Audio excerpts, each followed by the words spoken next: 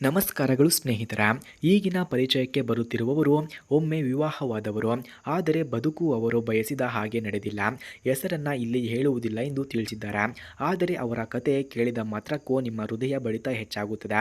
ಅವರು ಹುಟ್ಟಿದ್ದು ತುಮಕೂರಿನ ಹತ್ತಿರದ ಒಂದು ಸಣ್ಣ ಹಳ್ಳಿಯಲ್ಲಿ. ಊರಿನಲ್ಲಿ ಹೆಸರಾಗಿದ್ದ ಕುಟುಂಬ. ವಿವಾಹವಾಯಿತು 25ನೇ ವಯಸ್ಸಿನಲ್ಲಿ. ಆದರೆ ಬಾಳ ಸಂಗಾತನೆ ಆಕೆ ನೋವಿನ ಮೂಲನಾದ.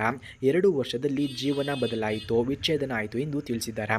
ಹಾಗೆ ಅವನಿಂದ ದೂರವಾದ ಮೇಲೆ ಪ್ರಪಂಚವೇ ಬದಲಾಯಿತಂತಾಯಿತು. ಜನರ ನೋಟ, ಮಾತು ಎಲ್ಲವೂ ಬೇರೆ ಆಗಿತ್ತು. ಅವಳು ತನ್ನ ಬದುಕನ್ನು ಕೇವಲ ಮಗುವಿಗಾಗಿ ನಡೆಸುತ್ತಿದ್ದಳು. ಆದರೆ ಮಕ್ಕಳಿಗೆ ಈಗ ನೆನೆಸಿದ ಮೇಲೆ ಆಕೆ ತನ್ನ ಜೀವನಕ್ಕೂ ಮತ್ತೆ ಮುದ್ದಾದ ಒಬ್ಬ ಗೆಳೆಯನನ್ನು ಬಯಸುತ್ತಿದ್ದಾಳೆ. ಅವಳು ಹೇಳುತ್ತಾಳೆ, ಬದುಕಿನಲ್ಲಿ ಒಬ್ಬ ಸ್ನೇಹಿತ ಇರೋದು ದೊಡ್ಡ ವಿಷಯ. ನಾನು ಯಾವ ಸಮಯದಲ್ಲಿ ನಗು ಮಾಡುತ್ತೇನೋ, ಯಾವ ಸಮಯದಲ್ಲಿ ಅಳುತ್ತೇನೋ ಎಂಬುದನ್ನು ಅರ್ಥ ಮಾಡಿಕೊಳ್ಳಬನು ಬೇಕು ಎಂದು ತಿಳಿಸಿದ್ದಾರೆ. ಹಾಗೆ ಸ್ನೇಹಿತರೆ, ಯಾರಿಗಾದರೂ ಇವರ ಫೋನ್ ನಂಬರ್ ಅಥವಾ ಅಡ್ರೆಸ್ ಬೇಕಾಗಿದ್ದರೆ ಮೊದಲು ನಮ್ಮ ಚಾನಲನ್ನು ಸಬ್ಸ್ಕ್ರೈಬ್ ಮಾಡಿಕೊಳ್ಳಿ. ಆ ನಂತರ ಜಾಯಿನ್ ಎಂಬ ಬಟನ್ ಕಾಣಿಸುತ್ತದೆ. ಜಾಯಿನ್ ಬಟನ್ ಮೇಲೆ ಕ್ಲಿಕ್ ಮಾಡಿ ನಮ್ಮ ಮೆಂಬರ್ಶಿಪ್ಗೆ ಜಾಯಿನ್ ಆದರೆ ಇವರ ಫೋನ್ ನಂಬರ್ ಹಾಗೂ ಅಡ್ರೆಸ್ ನಿಮಗೆ ದೊರಕುತ್ತದೆ. ಹಾಗೆ ಸ್ನೇಹಿತರೆ, ಅವರು ಈಗ 38ರ ಹರೆಯದವರು.